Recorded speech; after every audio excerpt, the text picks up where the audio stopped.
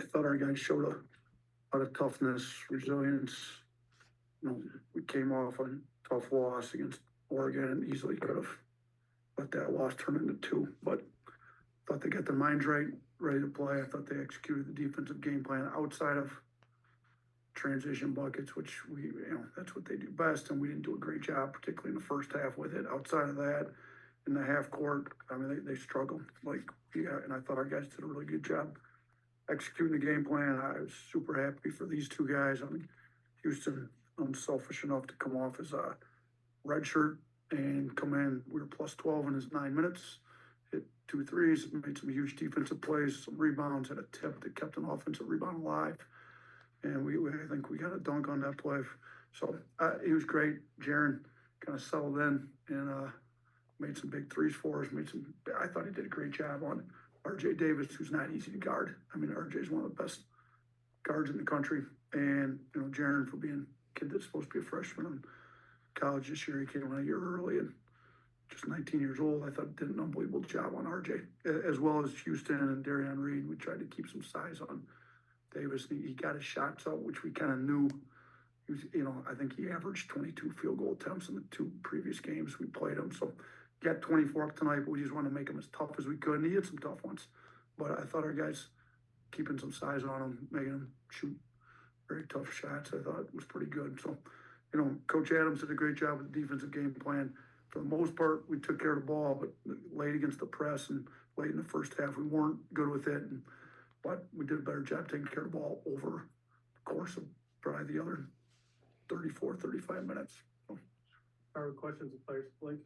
Yeah, Houston, just what went into your decision to come off the red shirt? What was it like getting to officially play games? Yeah, so obviously, my prayers are out there with Latrell. He's a big part of this team. He's helped me. I mean, I talked to him a lot because he played at Cal State Fullerton, and that was close to where I went to school. And so we kind of kept in touch. So he's a big reason why I came here. And obviously, this isn't the way I wanted to play. Like, if I could have it, I would love Latrell to play. But I'd say what came to the decision to redshirt was I had talked to Oats. He had spoke to my father and I and the coaching staff, and we just thought it was best for the team. In my opinion, a lot of times in society we have what's best for me, but I feel like what's best for me in my life is what's best for the team, and anything I can do to help impact people, impact the team is what I'm willing to do. So that was kind of how the decision came to play. Great. Jarin, this question's for you. You growing up here in Chapel Hill, starting out at Northwood, finishing up at Seaport, being back here, playing in the arena for a team you grew up cheering for, and getting into Stevens. What was tonight like for you in kind of a homecoming game? Yeah, it's definitely a surreal feeling. I've been to quite a bit of their games. My mom played here too, so it's nice being back, and it's always great to get the win. How often did you ever watch the Tar Heels get beat by 15 in the games? Yeah, not much. So yeah, it's definitely something special tonight. And how much family was here for you today? Oh yeah, a lot. Like over 15, over 20. Yeah, over 20. So yeah, a lot of family here, and then of course, special occasion. So yeah, our team bounced back after the Oregon loss, got together, and really bounced back. Jarin, can you describe your relationship with Drake Powell? Right, UNC, you guys were teammates and then rivals in high school growing up here. Just describe your relationship and what was it like getting that back and forth with him in that second half? You guys got to guard each other a little bit. You hit the three, he came down, hit a layup. What was that like? Yeah. Drake's a great player. I played with him at Northwood my freshman year. Great guy. It was great going against him in the game. He showed off some moves. I hit some shots too. So it goes back, and he's a great player. Last one for players. Okay, thanks guys. Thanks. Houston. When you just finished the overall, I mean, like I said, it was not good in transition, particularly in the first half. But we had 24 transition possessions for them. They scored 29 points for a 1-2-1. And then when they had to go in the half court, we had 39 points and 65 possessions for 0.6, which is, that's like best defense in the country type of stuff in the half court. The issue is we gave up so many in transition, which is what they do best. And, we just got to do a better job getting back. I thought once we got our defense set, the shots that we were willing to give up is pretty much shots that they took. And they were contested jumpers. I thought our bigs did a great job going vertical at the rim. Thought, take away the transition, the second chance. Like our first shot half court offense was elite tonight. So we got to get all of it figured out. The transitions got to get better. The first shot was great, and then we got to be able to rebound the ball a little bit better. A 22-1 against the ACC going into today, 15-point win here. What significance do you attach to that level of success? Yeah, it's good for our league. I think, we've got a really good basketball league. It was pretty good when I got here. Auburn was coming off a Final Four. Obviously, you got great tradition. Kentucky looks great. I know they took the loss last night, but they've done a great job so far this year. You got talent across the league. So I think to play a really good league like the ACC that's got all kinds of great tradition and do it. What are we in the challenge right now? It's 8-1 last night, right?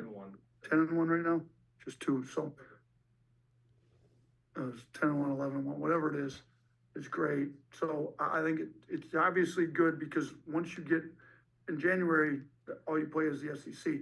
So you need to establish yourself as an unbelievably great league in the non-conference, because then when we're playing all those teams, those games go a long ways. So even a tough loss on the road in the SEC is not really going to hurt you a lot in the committee's eyes if your league's doing this well in the non-conference. So great job by the league, emphasizing basketball.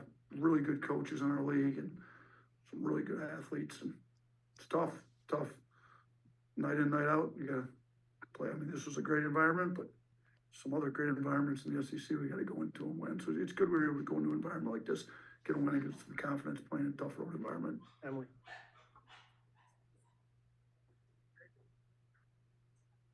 Yeah, I texted with him a little bit this afternoon. The surgery was successful. He repaired his Achilles. His parents are in town with him. Our guys talked about him in the locker room after the game. He's a great kid, really good leader. We're going to surround him with a lot of support and care while he recovers, and wish him speedy recovery. Hey, you touched on it a moment ago, but what's gone into the SEC's basketball rise? A lot of people talk about that financial gap and resources, mentioned the coaching. What do you attribute kind of the league's supremacy to? It's a good question. It was only my 6th year there, so the rise started before I got there. But it's climbed since I've gotten in there as well. I think what the stuff you did mention, I do think the financial resources are a big deal.